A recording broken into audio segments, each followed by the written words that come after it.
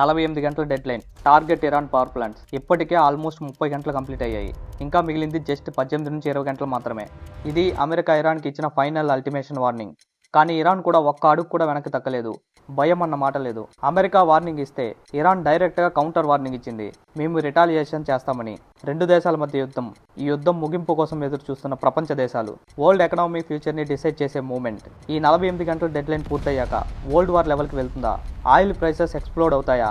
ఇండియాలో petrol price 120 దాటుతుందా?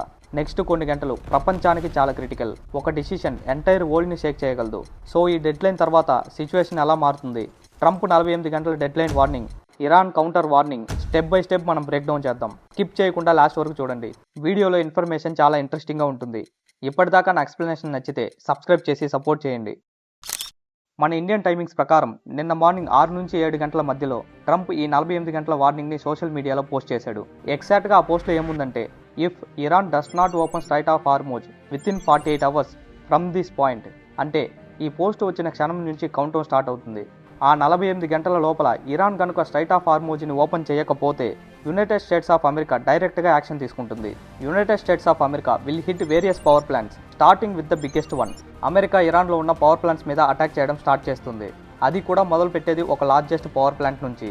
ఈ Trump 48 గంటల అల్టిమేషన్ వార్నింగ్ ఇరాన్కి వెళ్ళింది. ఈ డెడ్లైన్ వార్నింగ్ ఇచ్చిన తర్వాత ఇరాన్ డైరెక్ట్గా కౌంటర్ మాస్ వార్నింగ్ అమెరికాకి ఇచ్చింది.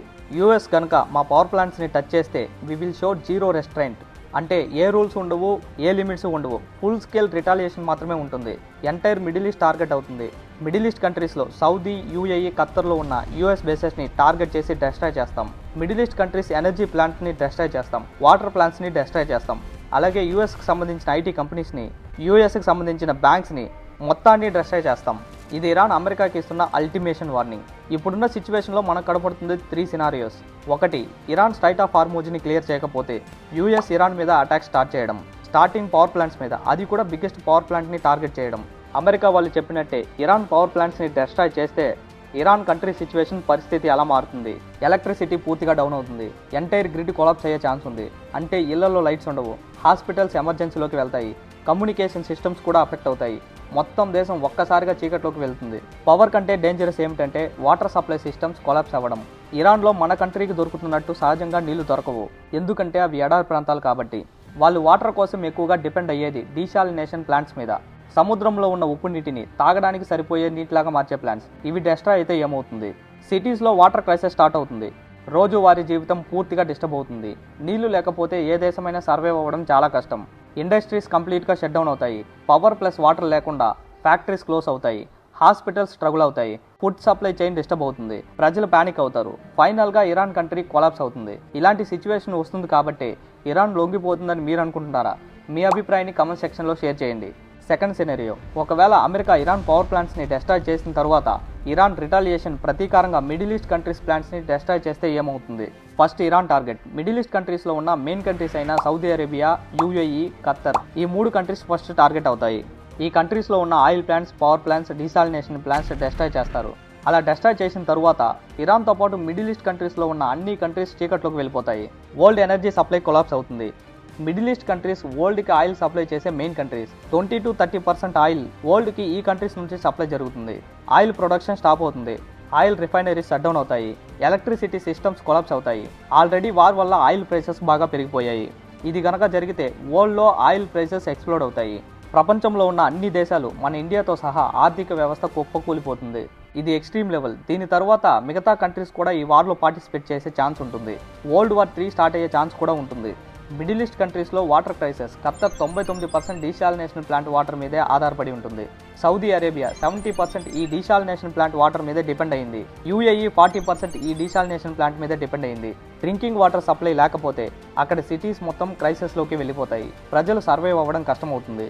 ఇంకా ఇరాన్ వార్నింగ్ ప్రకారం యూఎస్ ఐటీ కంపెనీస్ ఎక్కడెక్కడ ఉన్నాయో వాటిని డెస్ట్రాయ్ చేస్తాం. అలాగే బ్యాంక్స్ని డెస్ట్రాయ్ చేస్తాం. ఇలా చేస్తే గ్లోబల్గా ఫైనాన్షియల్ సిస్టమ్ కూడా కొలాప్స్ అయ్యే ఛాన్స్ ఉంటుంది. ఒక్క మిడిల్ ఈస్ట్ మాత్రమే కాదు, ప్రపంచంలో ఫ్యూయల్ ప్రైసెస్ ఎక్స్ట్రీమ్గా పెరిగిపోతాయి. ఇన్ఫ్లేషన్ పెరిగి ఫుడ్ ప్రైసెస్ పెరిగిపోతాయి. స్టాక్ మార్కెట్ కొలాప్స్ అవుతాయి. వరల్డ్ రిసెషన్లోకి వెళ్లే ఛాన్స్ ఉంటుంది అని ఎక్స్పర్ట్స్ చెప్తున్నారు. అక్కడ సిటీస్లో వాటర్ పవర్ లేకపోతే ప్రజలు సిటీస్ని వదిలి బయటికి వెళ్లే ఛాన్స్ ఉంటుంది. మాస్ మైగ్రేషన్ స్టార్ట్ అవుతుంది. క్లియర్గా ఇరాన్ స్ట్రాటజీ ఏమిటంటే అమెరికాని డైరెక్ట్గా టార్గెట్ చేయకుండా మిడిల్ ఈస్ట్ కంట్రీస్ని కొలాప్స్ చేయడం వల్ల వరల్డ్ ఎకనామీ డ్యామేజ్ అవుతుంది. అమెరికా మీద కూడా మిగతా దేశాలు ప్రెషర్ పడుతుంది. ఇలాంటి సిచ్యువేషన్లో అమెరికా న్యూక్లియర్ వెపన్ యూజ్ చేస్తుందా? ఇప్పటిదాకా న్యూక్లియర్ వెపన్ని యూజ్ చేసింది అమెరికా మాత్రమే, అది కూడా ఇలాంటి సిచ్యువేషన్లోనే. జపాన్ ఇంకా లొంగిపోదు అనుకున్న టైంలో న్యూక్లియర్ వెపన్ని యూజ్ చేసింది. హోప్ ఇప్పుడు అలా జరగకుండా ఉండాలని కోరుకుందాం. థర్డ్ సినరియో, ఇరాన్ అమెరికా వార్నింగ్కి లొంగిపోతే స్ట్రైట్ ఆఫ్ హార్మూజ్ రూట్ని క్లియర్ చేస్తే ఏం జరుగుతుంది? అమెరికా ఇమీడియట్ అటాక్ స్టాప్ అవుతుంది. ఇరాన్ పవర్ ప్లాంట్స్ సేవ్ అవుతాయి. వార్ ఫుల్ స్కేల్ పీక్ లెవెల్కి వెళ్లే ప్రమాదం తగ్గుతుంది. ప్రస్తుతం షిప్పింగ్ ఆల్మోస్ట్ కొలాప్స్ అయింది. 95% స్ట్రైట్ ఆఫ్ హార్మూజ్ నుంచి వచ్చే షిప్స్ రావడం లేదు. కానీ స్ట్రైట్ ఆఫ్ హార్మూజ్ని ఓపెన్ చేస్తే ఆయిల్ ట్యాంకర్స్ తిరిగి స్టార్ట్ అవుతాయి.